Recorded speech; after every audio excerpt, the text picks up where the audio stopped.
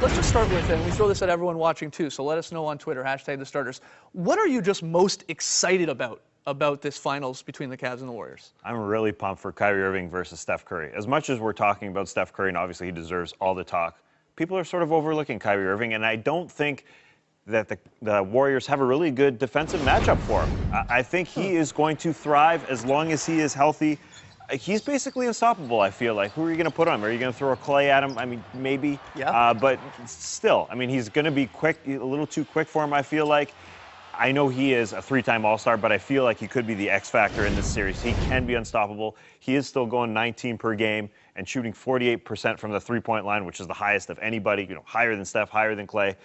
That matchup is going to be sensational. I think NBA fans are a little upset that this isn't starting. Let's say, on the weekend or on Tuesday even. It doesn't start for a week. Gives us time to talk about it. It gives us time to talk about it, but it also does give both of these teams time to rest, especially in Irving, even Curry after, of course, the scary fall there in Game 4. Klay Thompson, we'll get to him and what happened to him in Game 5. I mean, I guess as a basketball fan, that's the one good thing about this layoff is that hopefully both of these teams will be as healthy as they possibly can be in a week. And LeBron, this is why he rested during the season, just to get his body right. So another week now really should have him at his best. And because he's been banged up as well during these playoffs. He's had the ankle, the knee, all sorts of knocks. So hopefully a week for him, have him ready to go.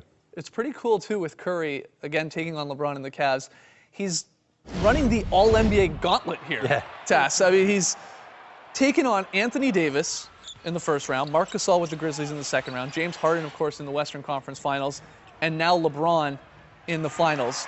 Those four guys, along with him, the members of the All-NBA first team. This has never happened before in the same postseason. So basically, whoever wins the series gets to be the captain of that team, I assume? I guess so, yeah. That's a pretty nice honor to achieve. No, absolutely. So Irving Curry, that is a great matchup that we're all anticipating.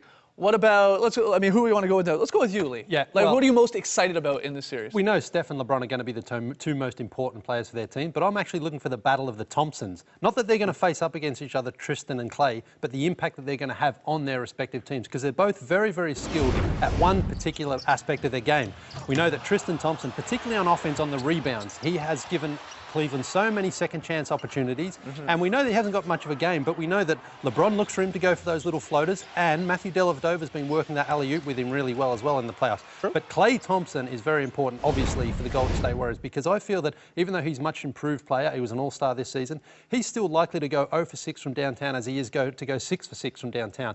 Sometimes his game is a little bit off, and that can really have an impact on his team. So I think those two players are very, very important for what their teams do, and it will impact how their teams perform. I wonder just how much the impact of Clay not having to face James Harden on the other end. Like if he's guarding Iman Shumpert, for instance, will he get his feel and his flow a lot faster? Because you're right, I mean, he hasn't looked like Klay Thompson. At times, yeah, but I also think that seeing him in that series, the Cleveland Cavaliers might look to try to exploit him a little bit on defense because they saw how James Harden did play against him. Oh, he did play solid. I mean, James Harden he was solid. But he had his best offensive games, though, the games he wasn't the primary defender at Harden. And so you have to hope, if you're the Cavs, that J.R. Smith and Iman Shumpert can kind of wear him out a little. They're obviously not James Harden, but if they're putting some points on the board, maybe it helps.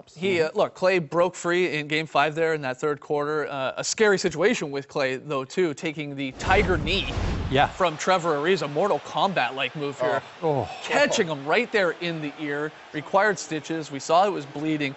There was a bit of confusion to whether, they were calling it a concussion, and then was he going to do the protocol and do all the, go through all the protocol things that you have to do when you have one in the back.